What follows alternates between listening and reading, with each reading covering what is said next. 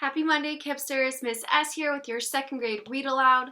So excited to continue reading this text with you today, Bone Button Borscht. So for my friends that haven't read this Read Aloud, make sure you guys watch the video above so that you get caught up on our text today. And now we're going to jump right into our skill of the day, which is recounting the details of a story. So this is very similar to retelling a story. It helps us better understand what happened in the story so that we can better answer questions about it. So as always, we're going to follow our steps, and I'm going to start us off by answering this first question. So make sure you're watching me, follow my steps. What does the beggar do about the problem in the story? What does the beggar do about the problem in the story? So going right into step one, what kind of story is it? Friends, we know that this is a fiction text all about a beggar who is going to a town trying to find food and a place to stay. Going into step two, tell the main characters and setting. So the main character that we have in the text that we're really following throughout the whole text is the beggar, and the setting is a small town. We don't actually know the name of the town. The author never mentions the town, but we just know that it's a small town with very few people. Step three, tell the problem or what the character wants. So in this text, we can tell that the beggar wants, when we look in the beginning of the text, he comes into this town, and what he wants is a place to stay and for food. We know that because right here on this page, as we read the beginning of the text, it says, there's nothing like being a beggar. Such good things it brings out in people. They share, they give, and me, I get a little something too. It's perfect. And then even on the previous page, the beggar is talking about all the things he's imagining that the town will have, like wine and noodle pudding and roast chicken. We could tell that he's very hungry. And then we also know he's very cold and looking for a place to stay because he is going from house to house looking for someone to take him in. So that's what the character wants. And then moving into step four, tell the story in order. So when we're telling the story in order, friends, we want to make sure we're looking at these four things most carefully. So the characters and setting, the problem, what characters do about the problem, and how the problem is solved. So remember the question, we always have to refer back to our question. And the question that I'm answering right now is, what does the beggar do about the problem in the story? And that's actually one of our parts in step four, what the characters do about the problem. So what I'm going to do to get to this part, friends, is I'm going to follow the first two steps first. So here we have characters and setting. So we know that the main character is the beggar, and the setting is in the town that he goes to, the small town. And then the next part we're going to look at is the problem. And we know the problem in the text, friends, when we're looking back in the beginning of the text, we see that the beggar is going from house to house, but no one is letting him in. No one's letting him inside. No one is feeding him. Everyone is closing the door in his face or just not answering their door or hiding from him. So all he wants in this text is just food and a warm house, and the problem is that he's not able to have that because the townsfolk are not answering the door and not willing to help him. So moving into this last part to answer our question, what characters do about the problem? So remember, what the beggar does about this problem is he claims that he can make this magical borscht, right? The bone button borscht. Right here, the page tells us, this is about in the middle of the text, the beggar has an idea. He tells the shamus that he can make bone button borscht. And in doing that, he's able to convince all the townsfolk that he can make this magical borscht, which makes all the townsfolk come together to make the borscht. And then they eventually all eat and celebrate together. So looking back at this part one more time just to answer our question, what do the characters do about the problem? What the beggar does is he has an idea to create this magical borscht for the townsfolk to eat and come together and share. So that's how he solves his problem and is able to find a warm place to stay and put some food in his belly. So that's how I answered our first question, and now I'll need your help to do our next question following our steps. So get ready. Here's our question, friends. How is the problem resolved in this story?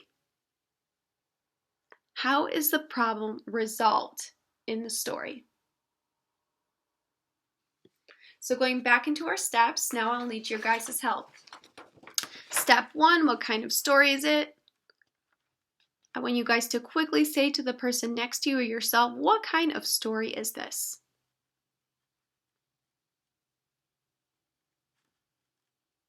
Great job, Kipsters. Yes, this is a fiction text all about a beggar looking for food and a warm place to stay.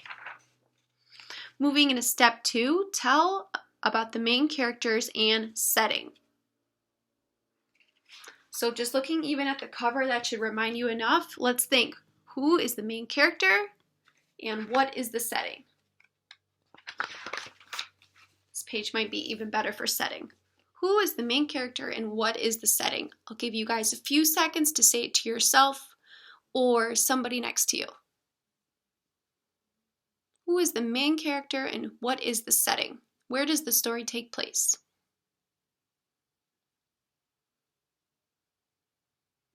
Yes, Kipsters, so our main character is the beggar right here. We don't know his name. We just refer to him as the beggar in the text. And then where the story takes place is this small town that the beggar goes to look for food and a place to stay. Doing a great job, Kipsters. All right, step 3, tell the problem or what the character wants. So since I already said this step in our last question, I want you guys to think, what does the beggar want? What does the beggar want in this text? What's the problem or what does the beggar want?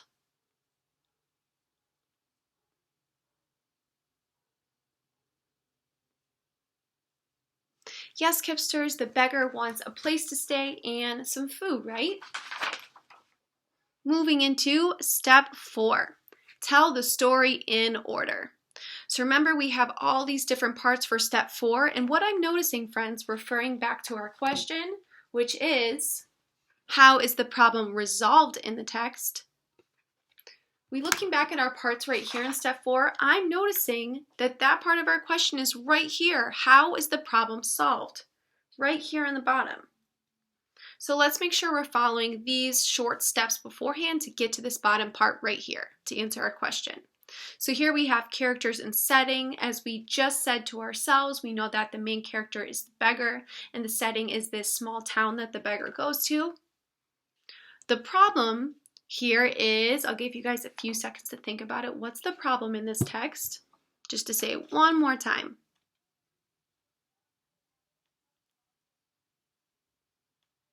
Right, so the beggar is hungry and cold, but no one will let him inside to eat or to stay there.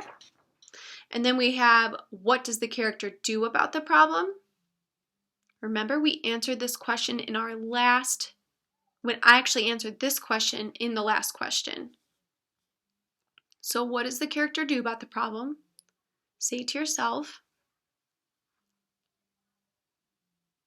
Right, Kipsters, so when no one wanted to help the beggar had this idea that he would convince the townsfolk that he could make magical bone button borscht so the town would come together and make a feast for everyone to share. And then finally, going into our last part, how is the problem solved?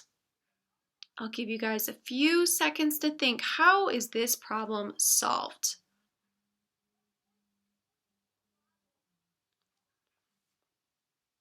How is the problem solved?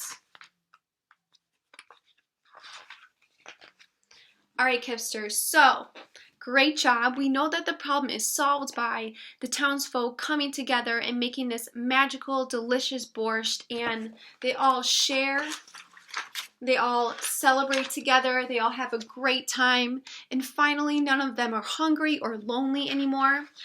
And then even more how the problem is solved is that even after the beggar leaves the town, the people are able to help one another even without the borscht and even in hard times. So the townsfolk learn how to work well together and to help each other in hard times and not to shut the door on one another when things get hard. So that's how the problem is solved. And then now, friends, we're going to go into our last question that you're going to have to answer on Google Classroom. So make sure you open up Google Classroom, get all set up in there, and then I will read you the question. Looking at this part of the text, listen as I read the question. What is the problem in the story? A, the beggar is lonely, but no one will talk to him. B, the beggar needs money to travel to his hometown, but no one will give him money. C, the beggar is hungry and cold, but no one will let him inside or feed him. D, the beggar is upset the townsfolk don't like him, but the townsfolk don't care.